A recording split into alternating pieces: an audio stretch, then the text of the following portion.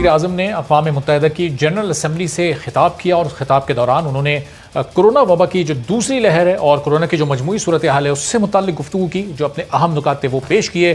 انہوں نے کہا کہ آئی ایم ایف کو جو ممالک ہیں غریب ممالک ان کے قرضے معاف کرنے چاہیے, ان کے قرضے مؤخر کرنے چاہیے, اور ساتھ ہی انہوں نے اس بات پر بھی زور دیا کہ پوری دنیا کو اس وقت مل کر اس وبا سے نجات حاصل کرنے کے لیے کوششیں کرنی ہیں. اور آئی ایم ایف نے بھی اس حوالے سے کچھ تفصیلات شیئر کی ہیں جو کہ کورونا وبا سے متعلق ہے. آئی ایم ایف کی جانب سے کہا گیا کہ 78 ممالک کو مجموعی طور پر آئی ایم ایف نے اس کووڈ سے نمٹنے کے لیے قرض دیا تھا.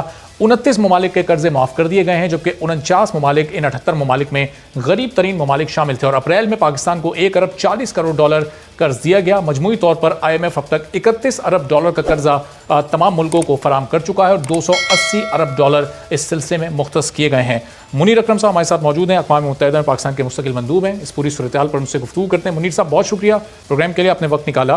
تو منیر صاحب, وزیر اعظم یہ کہہ رہے ہیں کہ جو غریب ملک ہیں ان کے قرضوں کو مؤخر کیا جائے, معاف کیا جائے. آئی ایم ایف یہ کہہ رہا ہے کہ 29 ملکوں کے قرضے وہ آلریڈی معاف کر چکا ہے. پاکستان کس کیٹیگری میں ہے؟ وہ جو غریب ترین ممالک 49 ہیں ان میں پاکستان کا شمار ہوتا ہے آئی ایم ایف کی لسٹ میں. پاکستان کو اپریل میں بھی قرضہ دیا گیا تھا, تو یہ صورتحال کو ذرا واضح کیجیے.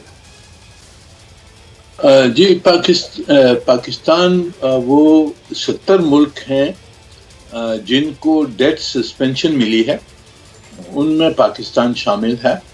اور پاکستان اس سسپینشن سے سب میں جو زیادہ فائدہ ہوا ہے وہ پاکستان کو پہنچا ہے. تو اس میں جو ہماری ری پیمنٹس تھیں قرضے کی وہ فی الحال روک دی گئی ہیں. جو ڈیٹ کینسلیشن ہے وہ لیسٹ ڈیولپڈ کنٹریز جو ہیں, سب میں غریب جو ملک ہیں ان کی کینسل کی ہے آئی ایم ایف نے. پر ابھی ان کی جو بائیلیٹرل ڈیٹ ہے اور جو پرائیویٹ سیکٹر کی ڈیٹ ہے اس پہ ابھی تک فیصلہ نہیں ہوا ہے. تو پرائم منسٹر صاحب نے ایک 10 پوائنٹ ایجنڈا دیا ہے جس میں انہوں نے کہا ہے کہ ڈیولپنگ کنٹریز جو غریب ملک ہیں ان کو ایڈیشنل لیکوئڈیٹی کی ضرورت ہے, کیونکہ ایک طرف سے تو ان سے کہا جاتا ہے کہ ان کی بجٹ جو ڈیفیسٹ ہیں اس کو کم کیا جائے, دوسری طرف سے ان کو یہ کووڈ کا جو کرائسس ہے اور economic development sustainable development goals جو ہیں وہ اچیو کرنی ہے. تو اس لیے ان کو ایڈیشنل پیسے کی ضرورت ہے, لیکوڈیٹی کی ضرورت ہے. تو اس کو کس طرح سے حاصل کیا جائے وہ انہوں نے یہ 10 پوائنٹ کا پلان دیا ہے, اور ہم اس پلان کو اب یہاں ڈسکس کریں گے اور دیکھیں گے کس طرح سے اس میں اضافہ ہو سکے. منیر صاحب, یہ جو پیمنٹس روکی گئی ہیں آئی ایم ایف کی جانب سے, اس میں جو ابھی تاخیر موقع دیا گیا ہے, تو یہ کب تک کے لیے اس کو روکا گیا ہے؟ کووڈ جب تک مکمل ختم نہیں ہو جاتا اس وقت تک ڈیلے, یا پھر کوئی ڈیٹ اس کی دی گئی ہے؟ نہیں, یہ اگلی جون تک انہوں نے فی الحال اس کو سسپینڈ کیا ہے, اور انہوں نے کہا ہے کہ آگے دیکھا جائے گا کہ کس طرح سے حالات کیا ہوتے ہیں. اس کے بعد میں زیادہ سسپینشن بھی اس کو ایکسٹینڈ بھی کیا جا سکتا ہے. اور منیر صاحب, اپریل میں پاکستان کو $1 ارب 40 کروڑ کا قرض تو آئی ایم ایف کی طرف سے ملا ہے.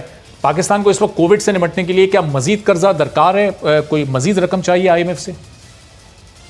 جی, میرے خیال میں آپ جیسے جانتے ہیں کہ جی ہماری اکانومی کو سٹیمیولیٹ کرنے کے لیے ہمیں کافی پیسے خرچنے کی ضرورت ہے ڈومیسٹکلی. ہماری جتنے سوشل سیکٹرز ہیں, جو لو انکم کا جو طبقہ ہے ان کو سپورٹ کی ضرورت ہے. انکمز کچھ کم ہو گئی ہیں, پروڈکشن جو کم ہو جاتی ہے تو ان کو سپورٹ کرنے کی ضرورت ہے. اور اب $8 بلین تو حکومت نے دیا تھا, پر میرے خیال میں اس میں زیادہ اضافے کی ضرورت ہوگی. تو ہمیں ضرورت ہے ایڈیشنل لیکوڈیٹی کی, اور یہ ایڈیشنل لیکوڈیٹی کو حاصل کرنے کے لیے بہت سارے یہ جو ترکیب ہیں, سب میں اہم جس میں سے ہے کہ وہ جو نئی اسپیشل ڈرائنگ رائٹس کریٹ کی جائیں, جس میں ایڈیشنل کوٹاز مل جائیں گی ڈیولپنگ کنٹریز کو. جو اس وقت ان یوٹیلائزڈ کوٹاز ہیں آئی ایم ایف میں, بہت سارے جو جو ریچر کنٹریز ہیں ان کے کوٹاز نیوٹرلائزڈ ہیں اس کو استعمال کیا جائے.